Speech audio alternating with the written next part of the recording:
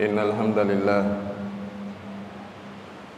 نحمده ونستعينه ونستغفره ونعوذ بالله من شرور أنفسنا ومن سيئات أعمالنا من يهده الله فلا مضل له ومن يضلل فلا هادي له وأشهد أن لا إله إلا الله وحده لا شريك له وأشهد أن محمدا عبده ورسوله. يقول الله تعالى في كتابه العزيز بعد أعوذ بالله من الشيطان الرجيم: يا أيها الذين آمنوا اتقوا الله حق تقاته ولا تموتن إلا وأنتم مسلمون.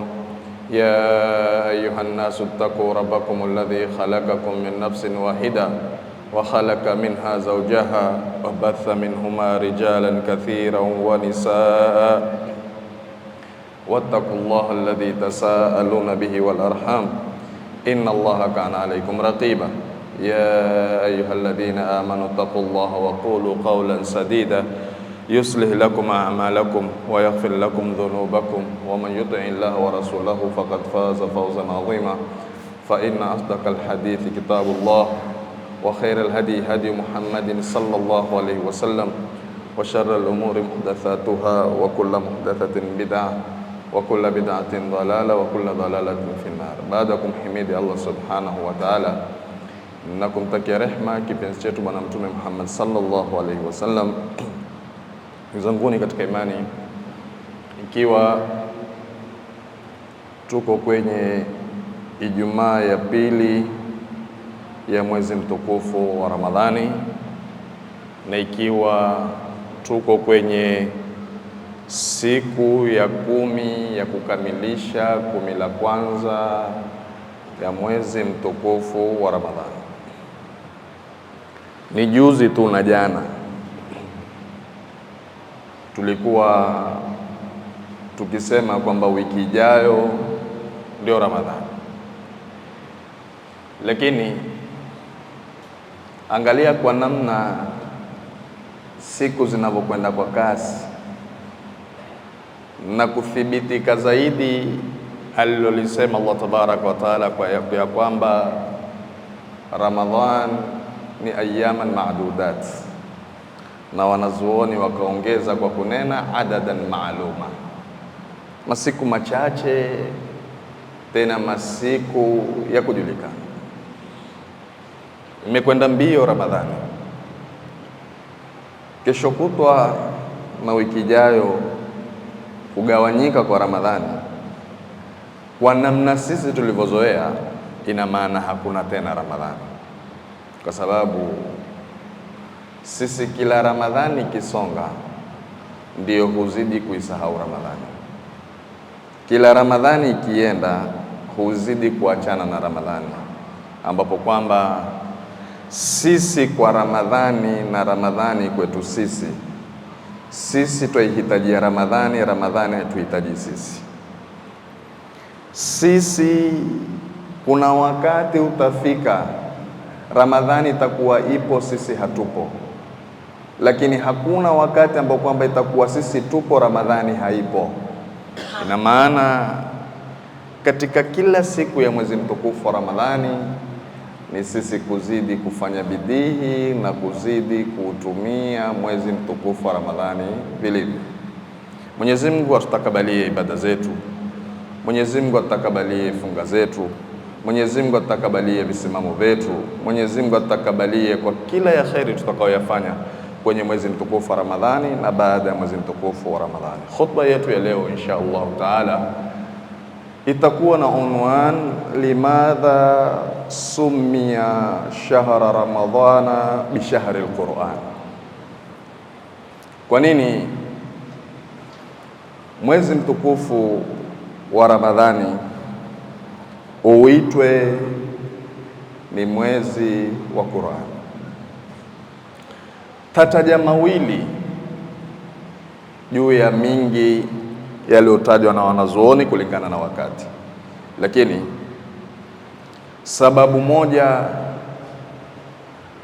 na maambatanisho ya kuambatanishwa Qur'ani ya kwamba imefungamanishwa na Ramadhani, na Ramadhani ndio mwezi wa Qur'ani, La kwanza kabisa wanazuoni wasema nuzulul Qur'an, ni kule kuteremka Qur'an. Kabla sijafafanua nukta ya kwanza, wako baadhi ya wanazuoni wanaosema kwamba wahi wa kwanza uliomteremkia Mtume Muhammad sallallahu alaihi wasallam ulikuwa ni katika mwezi mtukufu wa Ramadhani. Iko kauli hii, lakini kwa yote tushike ya kwamba mwezi mtukufu wa Ramadhani ndiyo mwezi ulioteremshwa Qur'ani. Kivipi? Nitataja kwa haraka haraka miteremko mitatu ya kuteremshwa Qur'ani. Qur'ani kitabu chetu kitukufu, Qur'ani katiba yetu, Qur'ani yenye mfumo ukamilifu wa maisha ya mwanadamu uko kwenye Qur'ani.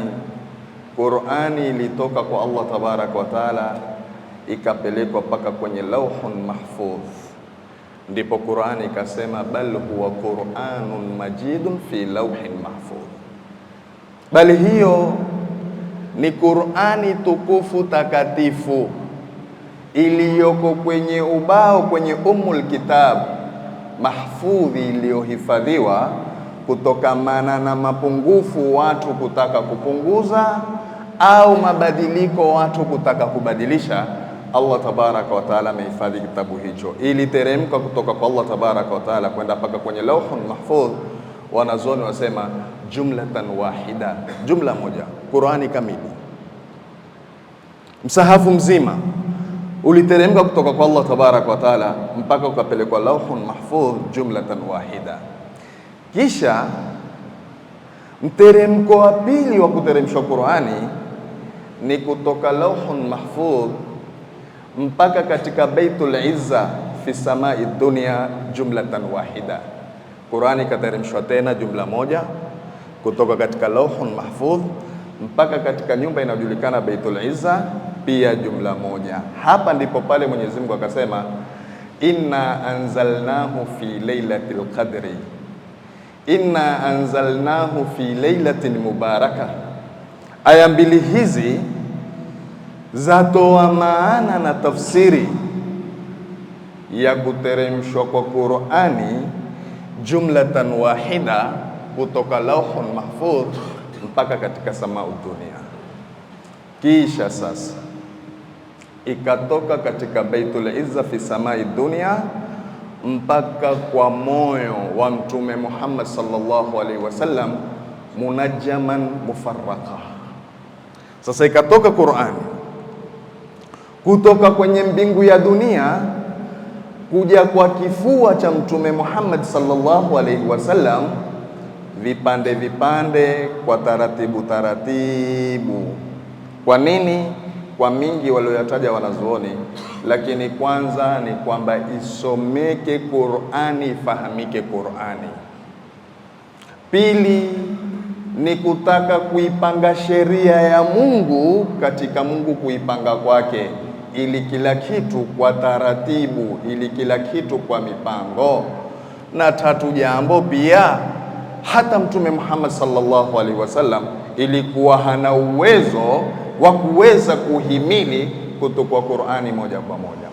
Sasa la kwanza lilofanya kwamba Ramadhani kuitwa mwezi wa Qur'ani ni nuzulul Qur'an, ni kule kuteremka Qur'ani kwenye mwezi mtukufu wa Ramadhani, kwa Mwenyezi Mungu kusema inna anzalnahu fi lailatul qadri, hakika yetu sisi tumeteremsha Qur'ani kwenye usiku wa cheo, na lailatul qadri haipatikani isipokuwa kwenye mwezi mtukufu wa Ramadhani. Moja.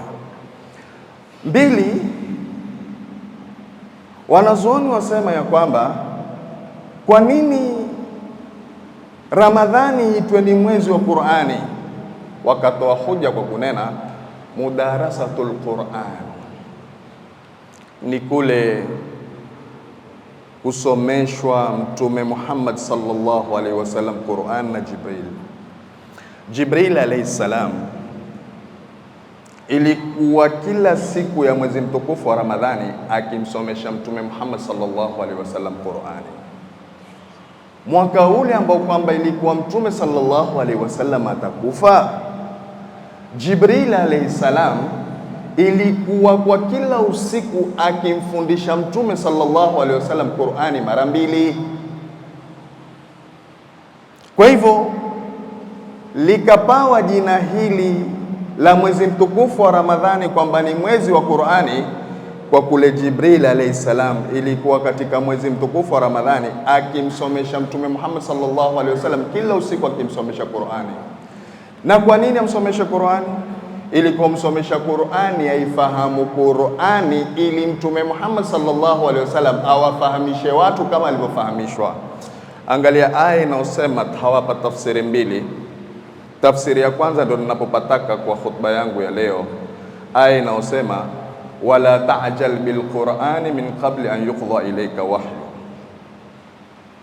usiwe na pupa ewe Muhammad na Qur'ani kabla haijamalizika wahi kuletewa wewe, wahi kusomeshwa uifahamu, ili na wewe usomeshe watu. Yani ambiwa Mtume Muhammad sallallahu alaihi wasallam usiwe na pupa kutaka kusomesha watu na ilhali yako wewe bado hujaitambua Qur'ani, mpaka wahi umalizike, mpaka usomeshwe uifahamu, baada hapo na wewe usomeshe watu. Ingawa tafsiri ya pili yasema kuhusu aya hii kwa kuteremka kwake ni kwamba anna rajula min al-ansari latama imra'atahu, mwanamume mmoja kianswari alimpiga mke wake. Huyu mwanamke alikwenda kwa Mtume Muhammad sallallahu alaihi wasallam taltamisul qisas. Alikwenda huyu mwanamke kwa Mtume sallallahu alaihi wasallam ataka kisasi cha kumlipiza mume wake baada ya mume wake kumfanyia hayo aliyomfanyia ya kumpiga. Mtume Muhammad sallallahu alaihi wasallam akamwambia, nenda ukamlipize mume wako, nenda na wewe ukampige mume wako. Mwanamke kwa haraka haraka na uwepesi aligeuka kwenda kumlipiza na kutaka kumtandika mume wake baada ya mume wake kumpiga. Ndio ikateremka aya ikasema, wala ta'jal bil Qur'ani min qabli an yuqda ilayka wahyu, ewe Muhammad usiwe na pupa wa kutaka kutoa fatwa na kuhukumu na kusema kuhusu Qur'ani kabla haijateremka kwako ufunuo. Mtume Muhammad sallallahu alaihi wasallam akamwita mwanamke, hapo hapo ikateremka aya ar-rijalu qawwamuna 'ala an-nisa bima faddala Allahu ba'dahum 'ala ba'dhin ila akhir al-aya. Sasa ndugu zangu katika imani, mudarasatul Qur'an ni Mtume Muhammad sallallahu alaihi wasallam akisomeshwa, ni Jibril alayhi salam ilikuwa akimsomesha Mtume sallallahu alaihi wasallam Qur'ani.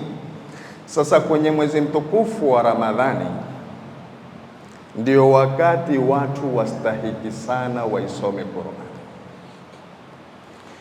Wanazuoni waheshimiwa wasema Qur'ani kwenye mwezi mtukufu wa Ramadhani ni Rabiul Qur'an. Rabiul Qur'an, al-Imamu Muhammad Baqir asema likulli shay'in rabi'un wa rabiul Qur'ani shahru Ramadhan. Kila kitu kina springtime yake, kila kitu kina wakati wake, na wakati wa Qur'ani ni kwenye mwezi mtukufu wa Ramadhani. Ndio kaona kina Imamu Malik rahimahullah. Imamu Malik ilikuwa ikiingia mwezi mtukufu wa Ramadhani ilikuwa hajishughulishi kabisa na masala ya hadithi wala masala fiqhi, ilikuwa akijihusisha na Qur'ani. Na wema waliotangulia, kuna watu walikuwa wakimaliza Qur'ani kwa kuhitimisha Qur'ani kwa usiku mmoja, mtu akihitimisha Qur'ani mwanzo mpaka mwisho, mtu amaliza Qur'ani. Kuna watu ilikuwa kwa siku 2 washamaliza Qur'ani, kuna watu kwa siku 3 washamaliza Qur'ani. Wema waliotangulia, mmoja ni sahaba wa Mtume sallallahu alaihi wasallam Uthman radhiallahu anhu, vitabu vasema alikuwa akihitimisha msahafu kwa siku akihitimisha msahafu, akimaliza msahafu kwa siku. Sasa sisi tulioko leo Hebu tujiulize, msimamo wetu na Qur'ani yetu, msimamo wetu na katiba yetu, msimamo wetu na sheria yetu. Sina shaka wala sichi kunena hili, leo twamaliza 10 la kwanza la mwezi mtukufu Ramadhani. Kuna watu hawajasoma hata harufu moja ya Qur'ani. Tuko tena wengi, lakini hakuna mtu ambaye kwamba kwenye mwezi mtukufu wa Ramadhani, isipokuwa aliyerehemewa na Mungu, hakuingia kwenye mtandao kutaka kuangalia yaliyoko mtandaoni. Lakini sina shaka kuna watu kwenye mwezi mtukufu wa Ramadhani huu hawajasoma na hawatosoma. Lakini tusisahau Mwenyezi Mungu asema, waman a'rada an dhikri fa inna lahu ma'ishatan dhank. Hii ma'ishatan dhank, nenda kaangalia wanazuoni katika tafsiri ya kutafsiri, usema si ajabu ukapata adhabu ya kaburi pindi utakapoidharau Qur'an. Ma'ishatan dhank ni upate maisha ya dhiki yenye kukutia tabu. Bali nimeona moja, wallahi ndio limenishangaza na kunitisha zaidi. Mwenyezi Mungu hukufungulia dunia, lakini kwa tumo la haramu. Subhanallah.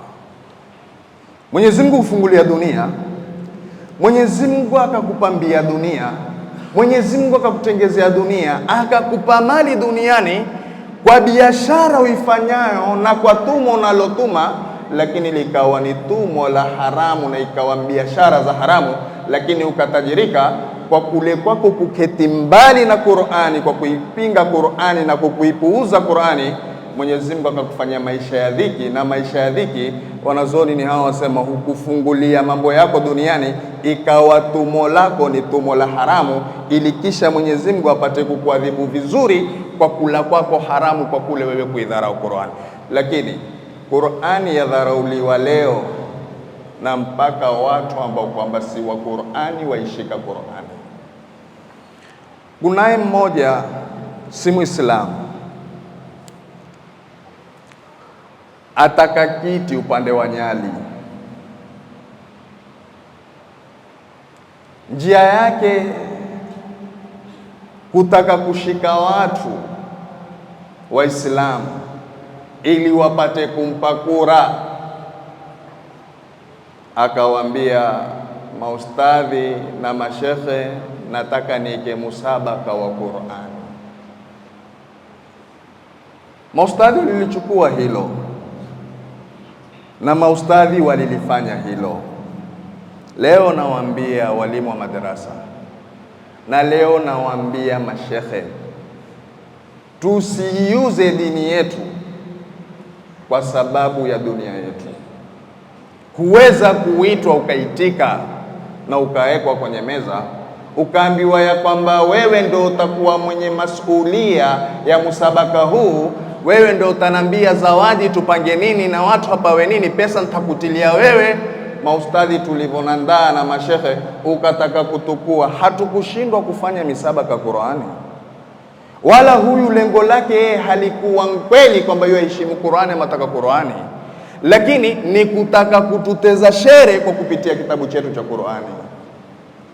Lakini wakapokea maustadhi, hafla ikafanywa, lakini washajua. Kuna mmoja aliniandama ataka MCA na atatoka ushuhuda kwa haya maneno ninayozungumza. Kanambia, shekhe, mimi nataka MCA na nataka katika mwezi mtukufu wa Ramadhani nipeleke misikitini misahafu, pia sijapata tende, nipe na tende nipeleke misikitini. Na kamwambia, la, taweza kukupa kwa kusaidia, lakini usinipangie shere la kuwatezea shere Waislamu kwa sababu kutaka kura zako. Lakini ikiwa wataka kuwapa kwa kuwa wataka kuwapa, wape. Usiwape kwamba ni shere huwateza kwa kuwa ni wakati wao huu, wataniingie kwa misahafu na tende ili wanipe kura. Kamwambia, hapo siko pamoja na wewe. Kamtangazia msimamo wangu wazi wazi. Lakini huyu asiyekuwa Muislamu aliwaita baadhi ya maustadhi, na maustadhi wakaitika, na maustadhi wakafanya musabaka, ni mtu ataka kiti chake. Lakini kwa nini yasifanywe hayo na wasiokuwa sisi, ikiwa sisi ahlul Qur'an, sisi tuko mbali na Qur'ani? Nasaha yangu kwa viongozi wa kisiasa na hususan Waislamu, nawaambieni, likisimama la dini, acheni dunia yenu. Na hii ni message kwetu sote, na nayazungumza haya kwa dhati ya roho yangu, na nayazungumza haya kwa wanasiasa kwa kuwa muna uwezo na mamlaka, na nazungumza haya mbele ya kamera na juu ya mimbari ya Mtume sallallahu alaihi wasallam. Twawatakieni kheri wanasiasa. Mukija mukialikwa minasaba ya mambo ya sheria ya Kiislamu, musiweke pingamizi, itikieni mito hiyo. Hiyo ni mito ya kheri. Na wenye kupawa barua za kuwafikishia viongozi wana kauli, hunena barua haziji, ima ni ukweli ima ni uongo. Lakini unayepawa barua, hakikisha barua imefika.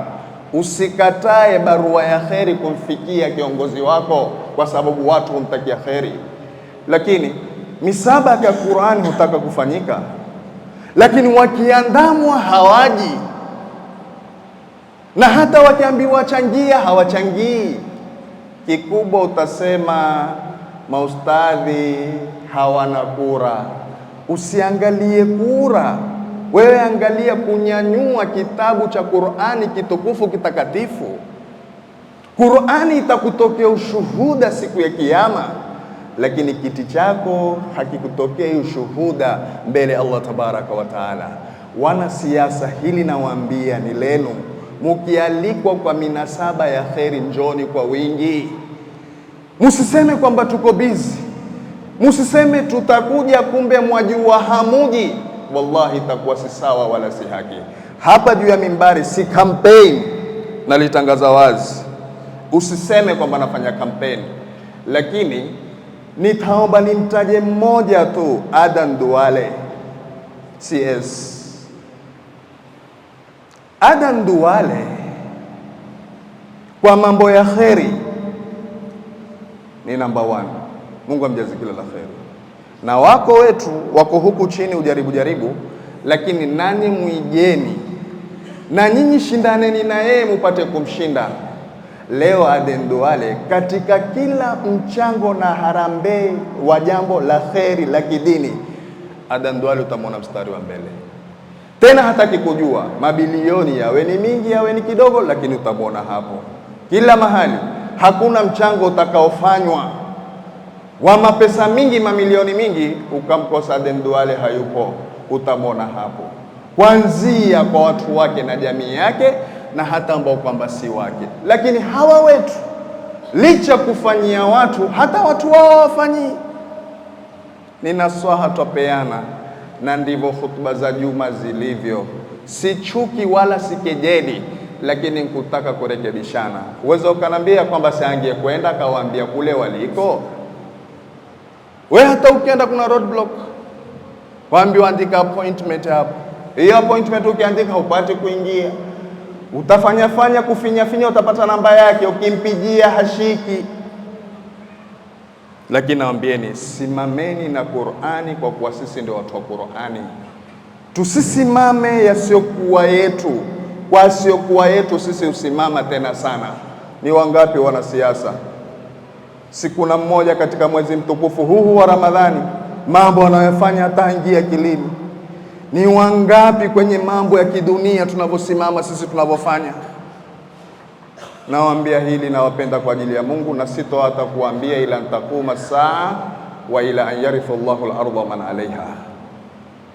Lakini leo Qur'ani tumeipuuza, na leo Qur'ani kwetu sisi si lolote si chochote. Leo tumekuwa na wakati mchache kwa Qur'ani, lakini tumekuwa na mingi na wakati mwingi kwa mambo ya kidunia. Lakini hebu tujipimeni, na sote tujipime kwenye mwezi mtukufu wa Ramadhani. Sisi tunao habari kila Ramadhani ikisonga taathiri ya Ramadhani upotea.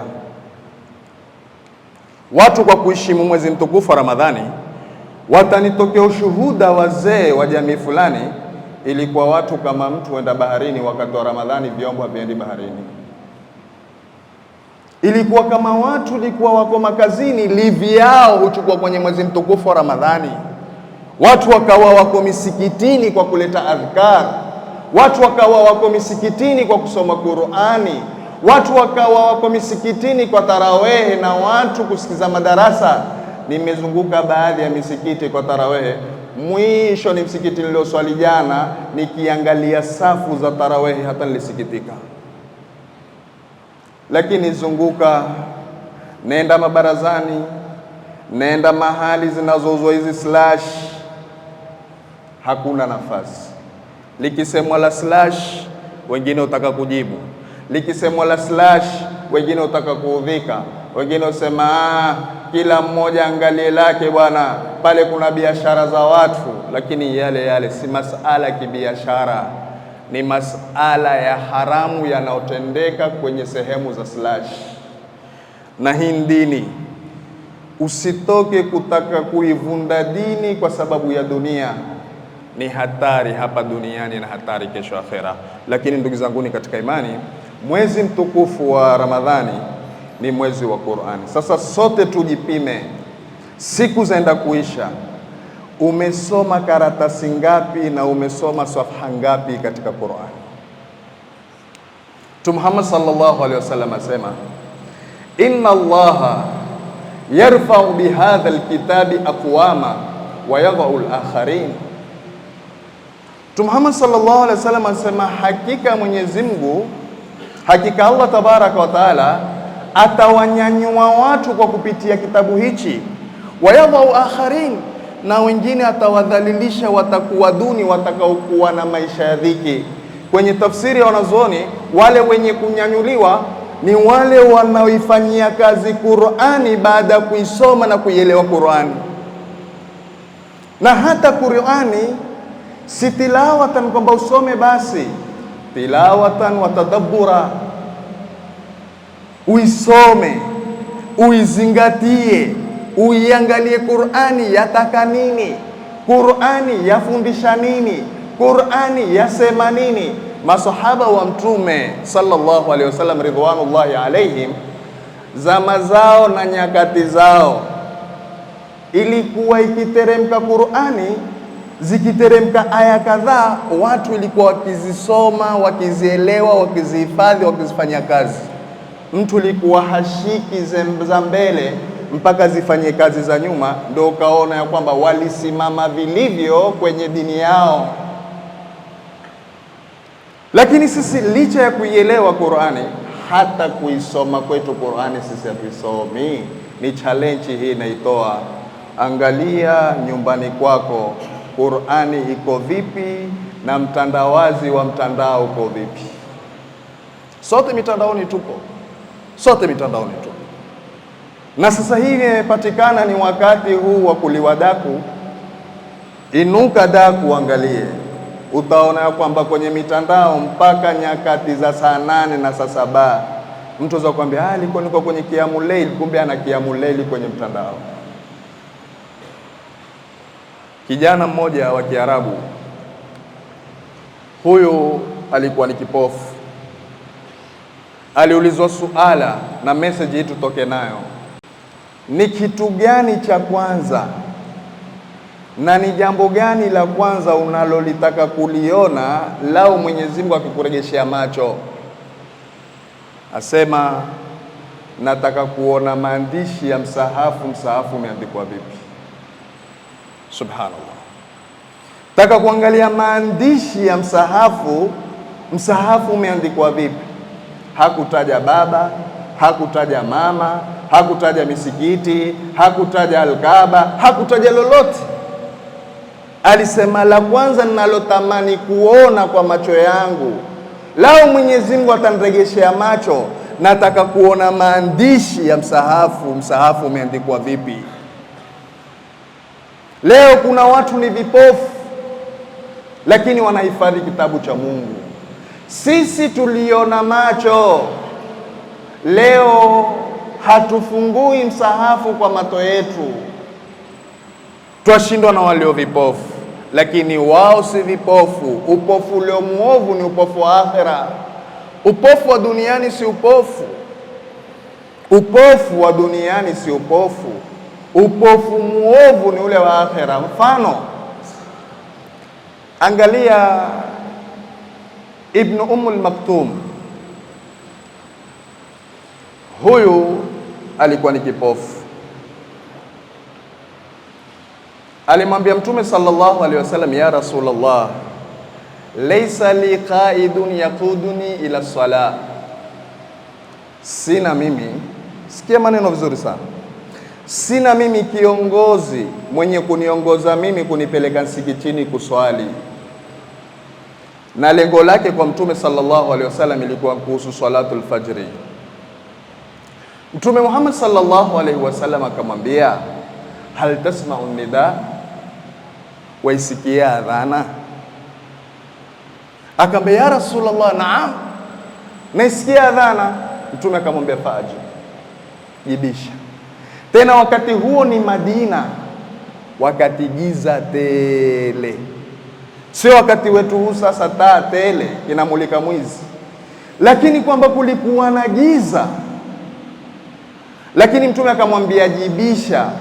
Sisi leo twasikia adhana, na sisi leo kuna miangaza ya kila aina, na sisi leo tuna macho yetu, lakini hatutoki kuja kuswali. Je, sisi na kina hao, vipofu ni wao, vipofu ni sisi?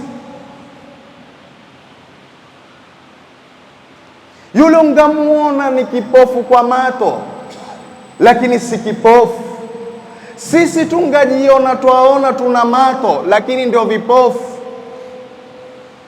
Mara nyingi nimewaambia kwa mshairi namna alivyosema, kwa maneno aliyoyatoa marefu, kwa kusema ya kwamba kuna watu ungaona watembea kwenye mgongo wa ardhi, lakini wao ni mayit. Wawaita, wawalingania, lakini wao hawasikii lolote. Tusiombe hizi nyoyo kugongwa na hizi nyoyo kupigwa muhuri na Allah tabaraka wa taala. Hatari sana. Kuna watu leo wamesimama kufanya maasi na machafu, nyoyo zishagongwa mihuri. Lakini utaona kuna watu watembea, kuna watu wana macho, kuna watu wana masikio, kuna watu wana nyoyo. Nyoyo hazifahamu ya kheri, masikio hayasikii ya kheri, macho hayaoni ya kheri. Na kuna watu hawana masikio, kuna watu ni vipofu, lakini wamesimama kufanya kheri. Sisi ndio viziwi na sisi ndio vipofu, lakini wao si viziwi wala wao si vipofu. Kijana wa Kiarabu asema, Mwenyezi Mungu akimregeshea macho yangu, naomba kuona maandishi ya msahafu namna yalivyoandikwa. Barakallahu li wa lakum bil Qur'anil azim wa nafa'ani wa iyyakum bil ayati wa dhikril hakim. Aqulu qawli hadha wa astaghfirullah li wa lakum fastaghfiruhu innahu huwal ghafurur rahim wa huwal barrul karim. Alhamdulillah wassalatu wassalamu ala rasulillahi wa ba'd. Ndugu zanguni katika imani, kimaliza khutba yangu ya pili ni kwamba ata Ramadhanu mazra'atul ibadi litatuhiri alqulubi min alfasadi faaddi huquqahu qawlan wa fi'lan wa zadaka fattakhidhuhu lilmaadi faman zara alhububa wa masaqaha ta'awaha nadiman yawm alhasadi. Tusipoteze nyakati kwenye mwezi mtukufu wa Ramadhani, tusimame kwa kila ya kheri kwenye mwezi mtukufu wa Ramadhani. Na nasaha yangu iko pale pale, wattaqu yawman turja'una fihi ila Allah thumma tuwaffa kullu nafsin ma kasabat wa hum la yudhlamun. Juzi kama mmeona kwenye mitandao, amesimama mtu kuswalia jeneza, hakumaliza swala kuswalia jeneza wala maiti, na yakaanguka kafa. Ni wangapi? Tasawwar ndugu yangu Muislamu, tasawwar kijana wa Kiislamu, msipoteze nyakati kwenye mabao. Msimpe nafasi Ibilisi na shetani. Tia kwenye akili yako, leo kupata fursa hii ni fursa kubwa sana. Ni wangapi watu waliojipanga kutaka kufunga mwaka huu, na mpaka wengine ration kufanya na kupanga watafuturuna nini, leo hawapo? Ni wangapi tulioanza nao leo hawapo? Na sisi nasi hatujui kama tutaimaliza, licha kuimaliza Ramadhani, hata siku ya leo hatujui kama sisi tutaimaliza. Sasa Ramadhani imekuja, ni wakati wa watu kupanda, ili zisafishwe nyoyo kulingana na machafu tuliyoyafanya. Tuipe haki Ramadhani kimaneno na vitendo, na akiba na zawadi tuzichukue mbele Allah tabaraka wa taala. Hapana wakati wa kupotezwa katika mwezi mtukufu wa Ramadhani, na hususan kwa sote tufahamu ya kwamba mwezi mtukufu wa Ramadhani ni mwezi wa Qur'ani. Ikiwa hujasoma, anza sasa kusoma. Kuna mambo si lazima hata tuambiwe. Kuna mambo tukiakili mwanadamu mwenyewe yafaa yafahamu hayo, lakini utakuta kuna maofisi fulani, ndani ya ofisi zao misahafu hakuna, lakini magazeti tele. Kwenye mwezi mtukufu wa Ramadhani kuna watu kila asubuhi watu huwa waletewa magazeti, lakini watu hawataki misahafu. Sasa gazeti litakufundisha nini? Litakupa ya dunia gazeti, lakini Qur'ani itakuwekea akiba ya akhera yako. Chunguza sana, ni wingi, isipokuwa wale waliorahimiwa na Allah tabarak wa taala. Sasa kwa yote ndugu zanguni katika imani, tusipoteze nyakati kwenye mwezi mtukufu wa Ramadhani. Tarawih, watu waje kuswali kwa wingi. Ikiwa darasa, tusikizeni madarasa kwa wingi. Mashekhe wanaotoa darasa wasikitika, wanaketi madarasani kutoa darasa na watu hakuna, lakini yule shekhe kwa kutoa kwake ujira shapata, yule shekhe kwa kusoma kwake ujira shapata, yule shekhe elimu ashapata kwa kutwali kwake. Sisi mashekhe wakija, sisi twatoka, twenda wapi? Wewe hujui, shekhe yuwajua. Kisha lile ambalo kwamba shekhe yalizungumza, wewe watoka waenda kufanya nalo makosa kwa kuvundika saumu yako. Twatoka sisi madarasa, uendelea, twenda wapi? Kwani hivi tulivyo kwa Ijumaa ni makosa sote kuwa hivi alasiri tukisikia darasa? Ni makosa sote hivi tulivyo tukija tarawih? Dunia isituhuri, dunia isituhadae, dunia isitubabaishe. Leo tupo, kesho hatupo. Lakini sikitiko kubwa ni la ule mshairi aliposema, laqad asma'ta law nadaita hayya walakin la hayatan liman tunadi walau naru nafakhta biha adhat walakin anta tanfakhu fi ramadi. Hayo ndo masikitiko makubwa. Asema laqad asma'ta law nadaita hayya, ungelisikika lau ungekuwa huwaita na kuwalingania wale ambao kwamba wana uhai. Lakini la hayatan liman tunadi, wale unaowaita wale hawana wao uhai. Kisha kapiga mfano, walau naru nafakhta biha adhat, lau moto utaupuliza utatoa mwangaza, walakin anta, lakini wewe, tanfakhu fi ramadi, wapuliza kwenye majivu. Majivu kiyapuliza hayatoi mwangaza. Ndio hali ya Waislamu leo tulivyo. Ni wangapi katika mabarobaro ambao kwamba hawafungi? Ni wangapi katika wazee ambao kwamba hawafungi? Si wako wazee hawafungi? Si wako mabarobaro ambao kwamba hawafungi? Leo hata sunna za kufungulia saumu sisi hatujui. Leo hata hatujui ni wakati gani wa kuanza funga yetu, hatujui. Na yapo kwenye Qur'ani hayo, lakini Qur'ani hatuisomi.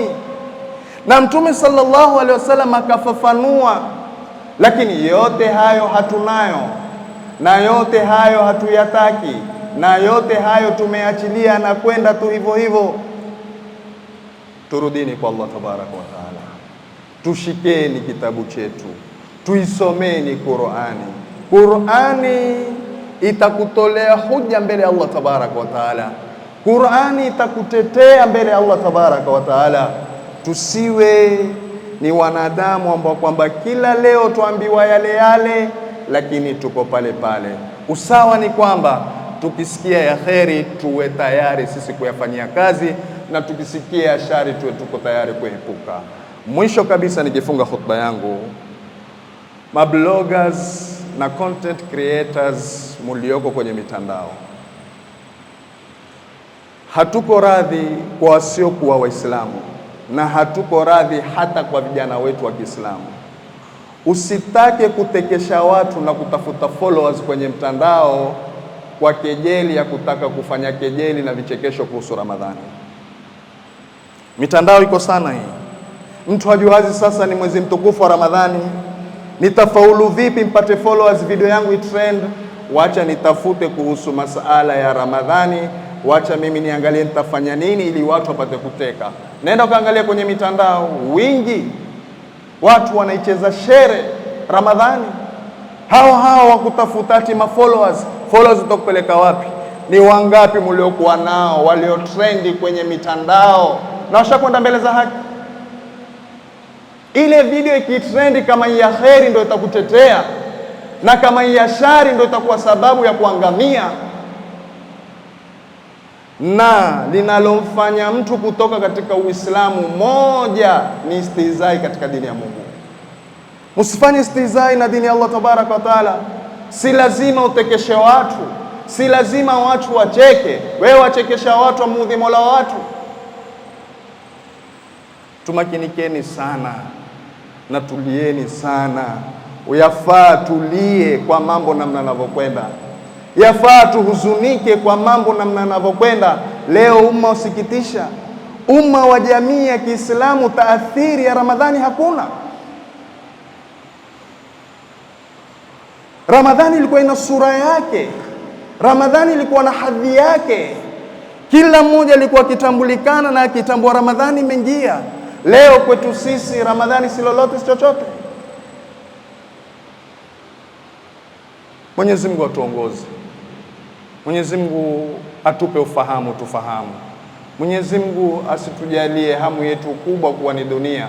Mwenyezi Mungu atutengezee dunia yetu iwe sababu ya sisi kufaulu katika akhera yetu. Innahu waliyu dhalika wal qadiru alayhi. Yaqulu Allahu mukhbiran wa amira, inna Allaha malaikatahu yusalluna ala nabi ya ayyuhalladhina amanu sallu alayhi wa sallimu taslima.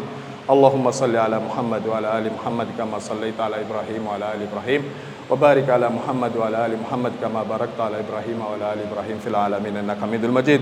Allahumma ja'al hadhihi jama'atana jam'an marhuman wa tafarruqana min ba'dihi muyyadan ma'suman. Allahumma alif baina qulubina wa aslih dhata bainina wa hdina subul salam wa jannibna al fawahisha ma dhahara minha ma batan. Ibadallah, inna Allaha ya'murukum bil adli wal ihsan wa ita'i dhil qurba wa yanha 'anil fahsha'i wal munkari wal baghi ya'idhukum la'allakum tadhakkarun. Fadhkurullaha yadhkurukum wa la dhikrullahi akbar wallahu ya'lamu ma tasna'un wa aqimus salat.